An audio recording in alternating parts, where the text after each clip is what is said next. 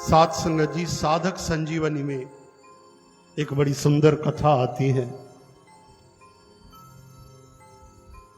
कि त्याग किसे कहते हैं या फिर अतिथि सेवा किसे कहते हैं। क्यों हमारे शास्त्रों में, वेदों में अतिथि को भगवान कहा गया? अतिथि देवो भव।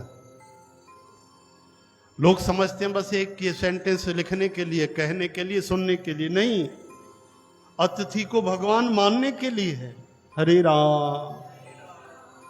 अतिथि जो बिना तिथि के आ जाए, अतिथि वो नहीं जो हमारे चाचा मामा दादा काका लगते हैं, जिनसे हमारी अच्छी पहचान है, दूसरे के हम काम में आते हैं, लेन देन चलती है, उससे अतिथि नहीं कहा गया। वो तो रिश्तेदार है। अतिथि यानी कभी जो हमारे द्वार पर अचानक आ जाए, बिना पहचान के भी आ जाए, उसे अतिथि कहा जाता है। हरे राम। तो भगवद गीता साधक संजीवनी में शास्त्रों की कथा है। एक प्रसंग है। एक पेड़ पर एक पक्षी का जोड़ा रहता था, कपोत और कपोती। हरे कृष्ण।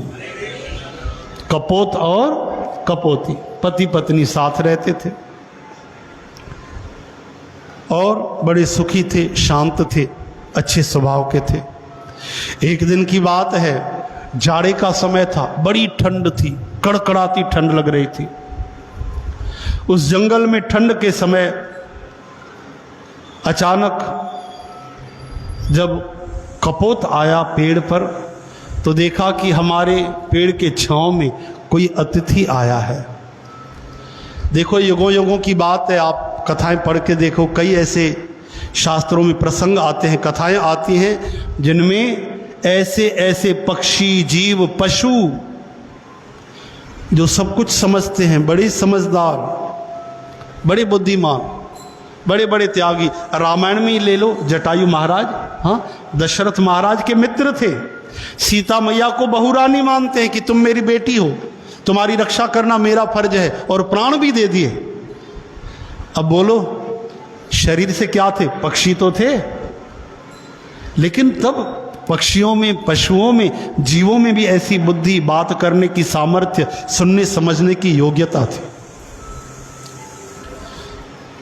तो भैया एक बार अतिथि आ गए, पेड़ के नीचे बैठे, घूमते घूमते कपोत आया। उसने देखा कमाल है, हमारे पेड़ के नीचे कोई अतिथि आया है।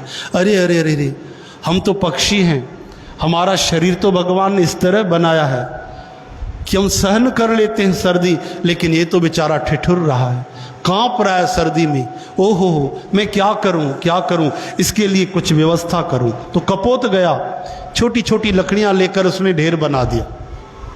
इतनी इतनी लकड़ियां लेकर आया चोंच से, और वहां पे ढेर लगा दिया। और कहीं घूमकर छोटी सी आग भी लेकर आया, और आग उस लकड़ियों में जैसे ही गिराई तो आग जल उठी। एक अच्छी आग सुलग गई, लकड़ियां अच्छी भरी पड़ी थी। और जो अतिथि ने देखा, वाह वाह, गदगद हो गया कि बिना कहे भगवान ने व्यवस्था कर दी। हाथ सेकने लगा और ऐसा लग रहा था कि जान जाने वाली है, बच गई। हरे राम। जान बच गई। अब चलो, ठंडी तो दूर हो गई। अब कपोत सोचने लगा कि बेचारा कितनी देर से बैठा है, बड़ा भूखा है, इसके लिए भोजन का हम क्या प्रबंध करें। ओहो, यहाँ तो आसपास कुछ भी नहीं, फल भी नहीं, तो क्या अतिथि को हम भूखा छोड़ दें? ये तो परमात्मा का विधान बनाया हुआ है, अतिथि भगवान का रूप है, क्या उसे भूखा बिठा दें? बहुत सोचा, बहुत देखा, जब कोई साधन नजर नहीं आया। बगल में कपोती भी बैठी थी। उसने कहा, प्यारी, अब मुझे धर्म निभाने देना, मुझे रोकना मत, तुझे मेरे प्रेम की कसम है। आप क्या करने जा रहे हैं? उसने कहा, मैं इस आग में खुद को जलाने जा रहा हूं, ताकि मैं आग में गिर पड़ूं, भून जाऊं, तो ये अतिथि मुझे खाकर अपनी भूख मिटा ले। और इतना कहकर सच में कपोत ने आग में छलांग लगा दी। हरे कृष्ण। आग में छलांग लगा दी। अब कपोती रोने लगी कि हे मेरे प्राणेश्वर, आप चले गए तो आपके बिना मैं किस तरह जीऊं। और क्या अतिथि को, ये जो इंसान के रूप में है, इतने से मांस से तृप्ति होगी, भूख मिट जाएगी? नहीं, ये तो आधा भूखा रह जाएगा। इसलिए स्वामी मैं भी आ रही हूँ। हे परमात्मा, आप हम दोनों की सेवा स्वीकार करना। और उस कपोती ने भी आग में छलांग लगा दी। दोनों जल गए, जिंदा जल गए। और जो अतिथि ने देखा तो आंखों से झरझर आंसू बहने लगे। ओहो, कोई पक्षी भी इतने दयालु हो सकते हैं, इतने करुणा से भरे हो सकते हैं। ओहो, मुझे पापी के लिए, मुझे अधम के लिए इन्होंने अपने प्राण दे दिए, अपना शरीर जिंदा जला दिया, खुद को भून दिया। हे प्रभु, हे गोविंद, कृपा करो, दया करो। और इनका त्याग देखकर, इनका बलिदान देखकर साक्षात बांके बिहारी भगवान ने वैकुंठ के द्वार खोल दिए और उनको स्वीकार कर लिया। विमान आ गए, दोनों पक्षी के शरीर को छोड़कर भगवान जैसा शरीर धारण कर विमान पे बैठकर श्री भगवान के पास चले गए।